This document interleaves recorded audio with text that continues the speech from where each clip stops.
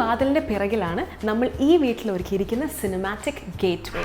വീടിൻ്റെ ബാക്കിയുള്ള ഡിസൈൻസായി ബ്ലെൻഡായി പോകുന്ന രീതിയിലെ എക്സ്റ്റീരിയറാണ് നമ്മൾക്ക് ഇവിടെ കാണാൻ കഴിയുന്നത്. പുറത്തുനിന്ന് നോക്കിക്കഴിഞ്ഞാൽ അകത്ത് ഇത്രയും വണ്ടർഫുൾ ആയിട്ടുള്ള ഒരു എൻവയൺമെൻറ്റ് ഉണ്ടെന്ന് ആർക്കും ഒരു ഐഡിയ കാണത്തില്ല. So let's see what it has for us.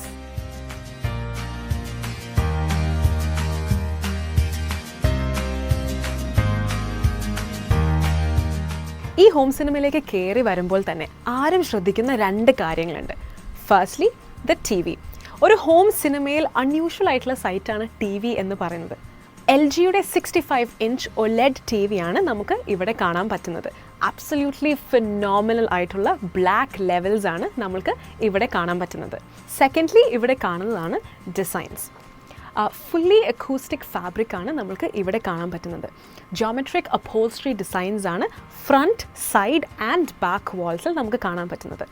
Front വാൾസിൽ കോഫി ബ്രൗൺ കളറിലെ യൂണിഫോം ആയ പാറ്റേണും സൈഡ് ആൻഡ് ബാക്ക് വാൾസിൽ നോൺ യൂണിഫോം ആയിട്ടുള്ള പാറ്റേണും കൂടിയാണ് നമുക്ക് കാണാൻ പറ്റുന്നത്.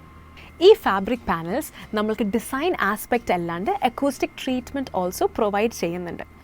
പോളി ഫൈബർ ബാക്കിംഗ് ആണ് നമുക്ക് ഇവിടെ നൽകിയിട്ടുള്ളത്. അതുകൊണ്ട് തന്നെ 0.7 NRC വരെ നമ്മൾക്ക് അച്ചീവ് ചെയ്യാൻ പറ്റുന്നുണ്ട്. ഇനി NRC എന്ന് മീൻ ചെയ്യുന്നത് ഈ ഒരു ഫാബ്രിക് എത്രത്തോളം സൗണ്ട് അബ്സോർബ് ചെയ്യുന്നു എന്നുള്ളൊരു ക്വാണ്ടിറ്റീനെയാണ്. ഈ ഒരു പേർപ്പസിന് വേണ്ടി തന്നെയാണ് മുകളിലുള്ള സീലിങ്ങിൽ നമ്മൾ പെറ്റ് പാനൽസ് യൂസ് ചെയ്തിട്ടുള്ളത്. ഇനി ഡിസൈനിൻ്റെ ഭാഗമായിട്ടുള്ള ലൈറ്റ്സ് നമുക്ക് നോക്കാം. സീലിങ്ങിൽ നോക്കിയാൽ ഓപ്റ്റിക്കൽ ഗാലക്സിയുടെ ലൈറ്റിംഗ് ഒരു കോസ്മിക് എഫക്റ്റ് ഈ ഒരു തിയേറ്ററിൽ കൊണ്ടുവരാൻ സഹായിക്കുന്നുണ്ട്.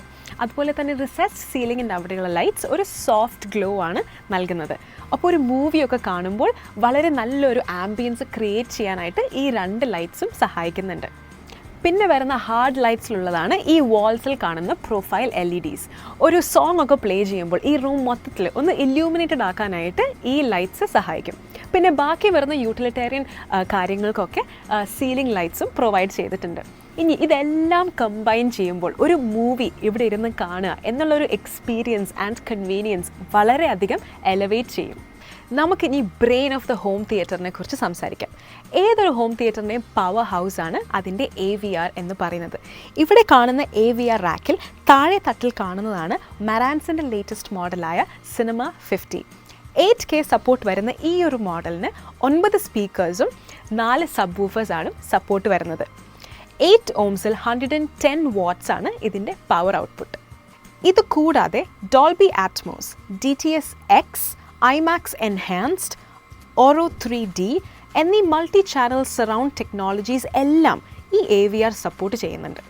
പ്രീമിയം റിച്ച് സൗണ്ട് നിങ്ങൾക്ക് ഈ ഒരു പാക്കേജിൽ നിന്ന് തീർച്ചയായും എക്സ്പെക്റ്റ് ചെയ്യാം. പിന്നെ നിങ്ങളുടെ റൂമിനനുസരിച്ച് സൗണ്ട് കാലിബ്രേറ്റ് ചെയ്യുന്നതിനായി ഒഡിസി, ഡിറാക്ട് ലൈവ് എന്നീ പറഞ്ഞ 2 ടെക്നോളജീസും ഇതിൽ യൂസ് ചെയ്തിട്ടുണ്ട്. ഇനി ഈ ഹോം തിയേറ്ററിൽ യൂസ് ചെയ്തിരിക്കുന്ന സ്പീക്കേഴ്സിന് നമുക്ക് പരിചയപ്പെടാം. ഇവിടെ കാണുന്നത് ഫുള്ളി എമോട്ടീവ് പാക്കേജിൻ്റെ സ്പീക്കേഴ്സാണ്. ഈ ഫ്രണ്ടിൽ തന്നെ കാണുന്ന മാസീവ് ആയിട്ടുള്ള ഫ്ലോ സ്റ്റാൻഡിങ് സ്പീക്കേഴ്സ് ഫുള്ളി ഇമോട്ടീവയുടെ എമോട്ടീവ് T2+ സീരീസിലെ സ്പീക്കേഴ്സാണ്. ഇതൊരു അമേരിക്കൻ ബ്രാൻഡ് ആയതുകൊണ്ട് you can expect way more upbeat and forward sound quality from it. ഇനി ഇതിൻ്റെ സ്പെക്സ് വരുന്നത് 3-way ഡ്രൈവർ കൺഫിഗറേഷൻ ആണിതിൽ. 8 ഇഞ്ച് ഡുവൽ വൂഫറും 5.25 ഇഞ്ച് മിഡ് റേഞ്ച് 32 mm ഒരു ഫോൾഡഡ് മോഷൻ ട്വീറ്റേഴ്സുമാണ്. പവർ ഹാൻഡ്ലിംഗ് വരുന്നത് 4 ohmസിൽ 200 വാട്ട്സ് വരെയാണ്. സെൻസിറ്റിവിറ്റി 91 dB വരെയാണ് വരുന്നത്. ഈ സെൻറ്ററിൽ കാണാൻ പറ്റുന്ന സ്പീക്കറാണ് എയർമോട്ടീവ് C2+.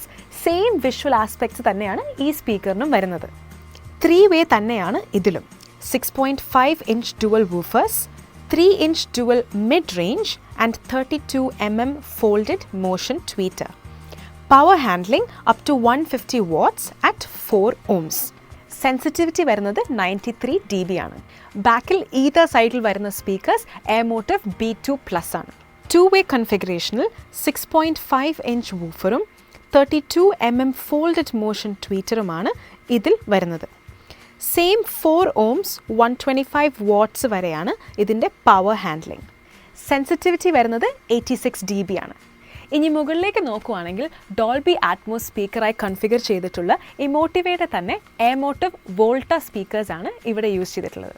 ഇതിന് ഡ്രൈവർ സൈസ് 6.5 ഇഞ്ച് വൂഫറും മിഡിൽ ആയി 25mm ഒരു സ്വിവൽ ചെയ്യാൻ പറ്റുന്ന ട്വീറ്ററുമാണുള്ളത്. 8 ohmsൽ 150 watts പവർ ഹാൻഡ്ലിംഗ് ആണ് നൽകിയിട്ടുള്ളത്. 85 dB ആണ് ഇതിൻ്റെ സെൻസിറ്റിവിറ്റി വരുന്നത്.